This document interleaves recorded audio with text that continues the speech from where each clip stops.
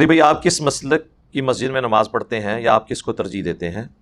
ان باتوں کے جواب میں نے کئی دفعہ دیے ہیں کہ چونکہ میں تمام مکاتب فکر کو مسلمان سمجھتا ہوں، بریلوی، دیوبندی، اہل حدیث، اہل تشیع، سوائے دو فرقوں کے، ایک اہل سنت کا ٹوٹا ہوا فرقہ جس کی تکفیر کی گئی، قادیانی۔ آج کل تو رد الفساد اور ضرب عضب کی وجہ سے لوگوں کے لیے پریشانی ہے، ورنہ تو پہلے آپ کو پتہ ہے کہ ہمارے ٹوائلٹس کے اندر چاکنگ ہوئی ہے شیعہ کافر کے نام سے، کیا یہ نہیں ہوتا رہا؟ اور اس ویڈیو کی وساطت سے میں اپنے بھائیوں کو بھی ریکویسٹ کروں گا کہ اگر آپ کو کوئی کسی مسجد میں نماز پڑھنے سے یا رفع الیدین کے ساتھ سنت کے مطابق نماز پڑھنے سے روکتا ہے، تنگ کرتا ہے، کسی سے الجھنے کی ضرورت نہیں ہے، ایک سادہ کاغذ کے اوپر اپنی ہینڈ رائٹنگ کے ساتھ اپلیکیشن لکھ کے قریبی تھانے کو دیں، آپ دیکھیں وہ مولوی آپ کے قدموں میں گرے گا، آ کے جتنا بڑا مرضی وہ ڈان ہوا، اب ان کے لیے جائے پناہ نہیں پاکستان میں انشاءاللہ تعالی۔ آپ نے ان ڈائریکٹ تو الجھنا ہی نہیں ہے۔ یہ اکثر لوگ کہتے ہیں نا جی وہ مولوی صاحب تنگ کرتے ہیں، منع کرتے ہیں، ان کے باپ کی مسجدیں یا تو لکھ کے لگائیں یہ مسجد ہماری ذاتی جاگیر ہے، صرف ہمارے فرقے کا بندہ نماز پڑھے گا، یہ تو ضرور لکھا ہوتا ہے انہوں نے کہ یہاں پہ خطیب یا امام فلاں فرقے سے ہوگا، یہ کسی نے نہیں لکھا ہوتا کہ یہاں پہ نماز صرف فلاں فرقے کے لوگ پڑھیں گے۔ یہ کہیں آپ نے دیکھا ہے کسی مسجد میں لکھا ہوا؟ تو اس کا مطلب کیا ہے کہ وہ اس چیز کو مانتے ہیں کہ ہم سب کو الاؤ کریں گے۔ تو جب تنگ کرے آپ کو کوئی، سادہ اپلیکیشن لکھ کے نا تھانے میں دیں، نام لکھ دیں اور کہیں کہ جی یہ اس طریقے سے مجھے تو، اور ہم نے یہ پریکٹیکلی لوگوں سے کروایا۔ آج کل تو آپ کو پتہ ہے تمام مکاتب فکر کی جو وہ نان سٹیٹ ایکٹرز تنظیمیں بنی ہوئی تھی نا، ساری کی ساری اس وقت جو ہے نا وہ لائن حاضر ہوئی ہوئی ہیں، ایک ایک کر کے سب کالعدم ڈکلیئر ہو رہی ہیں اپنی حرکتوں کی وجہ سے۔ میں تو اس حق میں نہیں کہ کسی تنظیم کو کالعدم ڈکلیئر کیا جائے، لیکن ان کو بھی اپنی حرکتوں کے اوپر غور کرنا چاہیے، کیوں اپنی اس قسم کے پولیٹیکل ایکٹیویٹیز کے ساتھ پیرلل میں اس قسم کے نان سٹیٹ ایکٹر بھرتی کر کے تو وہ اس قسم کی ایکٹیویٹیز پرفارم کرتے ہیں۔ لہذا مساجد ساری اللہ کی ہیں، تو میں ہر جگہ نماز پڑھ لیتا ہوں، اس چیز کو نہیں دیکھتا کہ یہ بریلویوں کی مسجد ہے، دیوبند کی، اہل حدیث کی، یا ایون شیعہ کی۔ حالانکہ اہل سنت اہل تشیع والی تفریق ذرا بڑی ہے، فائدہ نہیں ہے نا اس تفریق میں اب پڑھنے کا۔ جب مسلمان سمجھ رہے ہیں تو پھر نماز ہو جائے گی۔ بیسیکلی یہ کفر اسلام کے فتوے اور کسی کے پیچھے نماز ہوتی ہے نہیں ہوتی، اس حوالے سے آپ کو قرآن و سنت میں کوئی بات نہیں ملے گی۔ یہ سارے علماء کے فتوے ہیں، چاہے پرانے علماء ہیں چاہے جدید دور کے علماء ہیں۔ فتویٰ آتے ہی اس وقت ہے جب قرآن و سنت میں کوئی بات موجود نہ ہو۔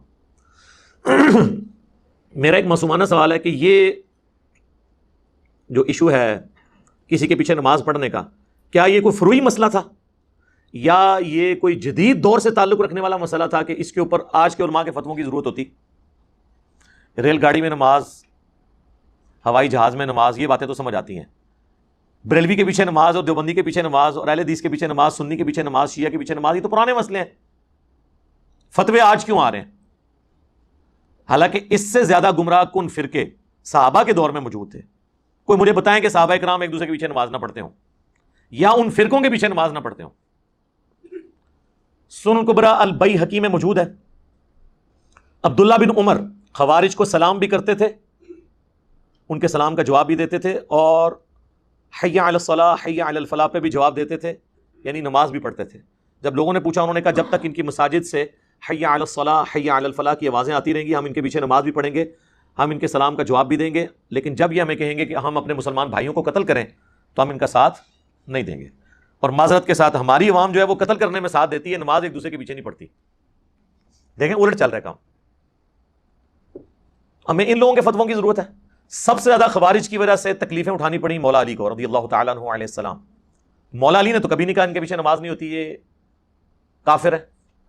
المصنف ابن ابی شیبہ میں موجود ہے، جب حضرت علی سے پوچھا گیا خوارج کے بارے میں تو انہوں نے فرمایا، پوچھا گیا کیا یہ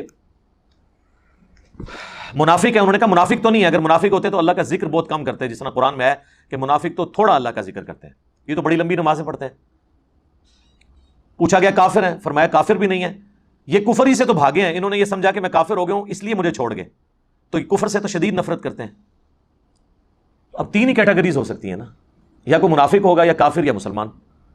تو پوچھا گیا پھر یہ کیا ہے؟ تو کہا گیا کہ یہ ایک گروہ ہے جس نے ہم سے بغاوت کی ہے۔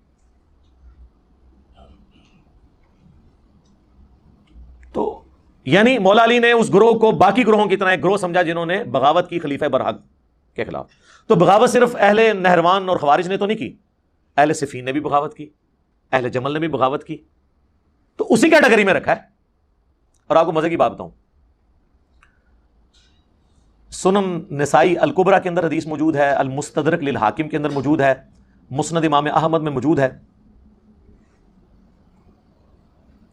کہ اللہ کے محبوب صلی اللہ علیہ وآلہ وسلم ایک دفعہ اپنی زوجہ محترمہ کے گھر سے نکلے اور آپ کی جوتی راستے میں ٹوٹ گئی، تو آپ نے وہ اپنی جوتی اتار کے مولا علی کو دی گانٹھنے کے لیے، تو سیدنا علی وہیں پہ بیٹھ کے اس جوتی کو گانٹھنا شروع کر دیا۔ نبی علیہ السلام تھوڑی دیر تو چلے، پھر آپ سائڈ پہ رک گئے سیدنا علی کے انتظار کے لیے، اور پھر حضرت علی کی غیر موجودگی کو غنیمت سمجھتے ہوئے نبی علیہ السلام نے اپنے باقی اصحاب سے کہا کہ دیکھو اللہ تعالیٰ نے مجھے نبی بنا کر مبعوث کیا، ایز اے لاسٹ ریزارٹ مجبوراً مجھے اپنے قبیلے کے لوگوں کے خلاف ان کے کفر کی وجہ سے تلوار اٹھانی پڑی، قرآن کی تفسیر کی خاطر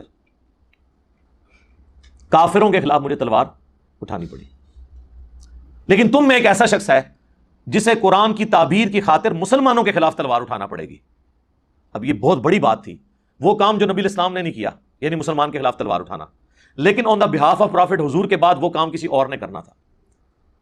تو سیدنا ابو بکر نے کہا یا رسول اللہ کیا وہ شخص میں ہوں گا؟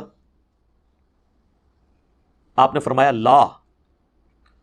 نبی علیہ السلام کی مبارک زندگی میں یہ لفظ زبان پہ آتا ہی نہیں تھا، لا، نہ آپ کی زبان پہ ہے ہی نہیں تھی، اس اعتبار سے کہ کوئی شخص آپ سے مانگے اور آپ اس کو انکار کر دیں، اس لیے اب لا کا لفظ استعمال ہی نہیں کرتے تھے۔ سیدنا عمر نے کہا انا یا رسول اللہ، یا رسول اللہ میں ہوں وہ شخص جو مسلمانوں کے خلاف قتال کرے گا قرآن کو منوانے کے لیے، جس کا ذکر سورۃ الحجرات میں ہے، اگر مسلمانوں کا کوئی گروہ باغی ہو جائے تو اس سے قتال کرو یہاں تک کہ وہ توبہ پہ آمادہ ہو۔ تو اس آیت کی پریکٹیکل تفسیر کیا میں نے مننا ہے؟ تو سیدنا عمر کے سوال پہ نبی علیہ السلام نے فرمایا لا، نہیں، بلکہ وہ شخص ہے جو میری جوتیاں گانٹ رہا ہے۔ تو صحابہ اکرام دوڑے مولا علی کی طرف اور انہیں جا کے بتایا کہ اتنی بڑی بشارت آپ کے لیے کہ آپ نے نبی علیہ السلام کے بہاف پہ مسلمانوں کے خلاف تلوار اٹھانی ہے، ان کا قبلہ درست کرنے کے لیے، جس طرح نبی علیہ السلام نے ایز اے لاسٹ ریزارٹ کافروں کے خلاف تلوار اٹھائی۔ تو سیدنا علی مسکرا پڑے، صحابہ کہتے ہیں ہم سمجھ گئے کہ حضرت علی کو یہ بات پہلے سے معلوم تھی، آپ کا جو فیس ایکسپریشن تھا وہ یہ بتا رہا تھا کہ آپ کو یہ بات پہلے سے معلوم تھی۔ سیدنا عثمان کو دیکھیں، صحیح بخاری میں اوپر تلے دو حدیث ہیں 694 اور 695، اس پہ باب باندھا امام بخاری نے بدعتی اور باغی کے پیچھے نماز پڑھنے کا حکم، یعنی بدعتی ہو باغی ہو اس کے پیچھے آپ نماز پڑھیں گے۔ اور پہلی حدیث لے کے حضرت ابو ہریرہ سے کہ وہ کہتے ہیں کہ نبی علیہ السلام نے فرمایا کہ ایک وقت آئے گا کہ ایسے امام تم پر مسلط ہوں گے جو تمہیں غلط نمازیں پڑھائیں گے۔ تو حضرت ابو ہریرہ نے کہا یا رسول اللہ میں کیا کروں؟ فرمایا ان کے پیچھے نماز پڑھ لینا، ان کی غلطی کا وبال انہی پہ ہوگا، یعنی اگر کوئی امام رفع الیدین نہیں کرتا تو اس کی غلطی کا وبال اس پہ، آپ اس کے پیچھے نماز پڑھ لیں۔ آج کے دور میں تو ہم یہ بات کریں گے۔ ویسے تو حنفی آپ کو کہتے ہیں جناب کہ جی جب امام حنفی ہو تو آپ پیچھے رفع الیدین چھوڑ دیا کریں، امام کی پیروی کریں۔ ہم کہتے ہیں ٹھیک ہے، پھر قائم رہنا۔ ویسے تو حنفی آپ کو کہتے ہیں جناب کہ جی جب امام حنفی ہو تو آپ پیچھے رفع الیدین چھوڑ دیا کریں، امام کی پیروی کریں۔ ہم کہتے ہیں ٹھیک ہے، پھر قائم رہنا، اپنے وضو کو اب توڑنا نہیں ہے۔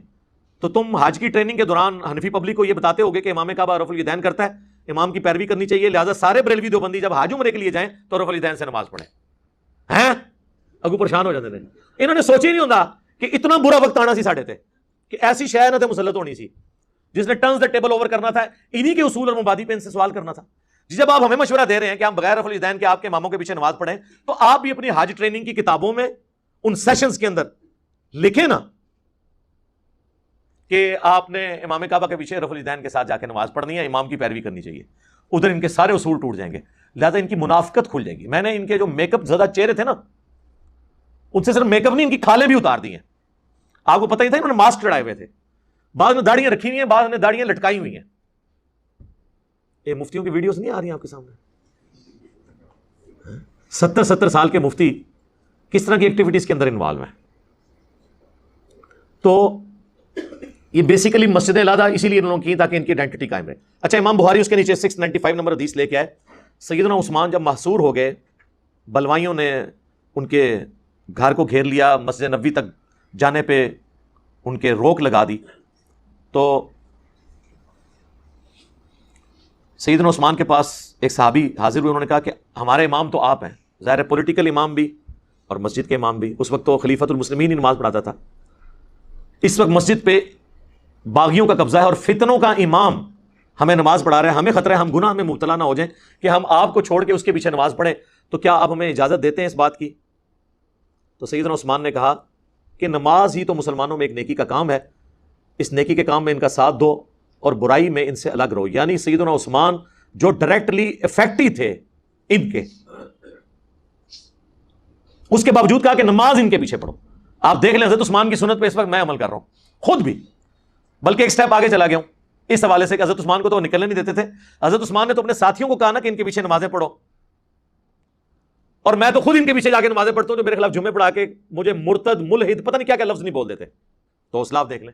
تو ہم اصل میں عثمانی ہم ہیں, ہم ہی صدیقی ہیں, ہم ہی فاروقی ہیں, ہم ہی عثمانی ہیں, اور ہم ہی علوی ہیں الحمدللہ, اور ہم ہی محمدی ہیں صلی اللہ علیہ وآلہ وسلم.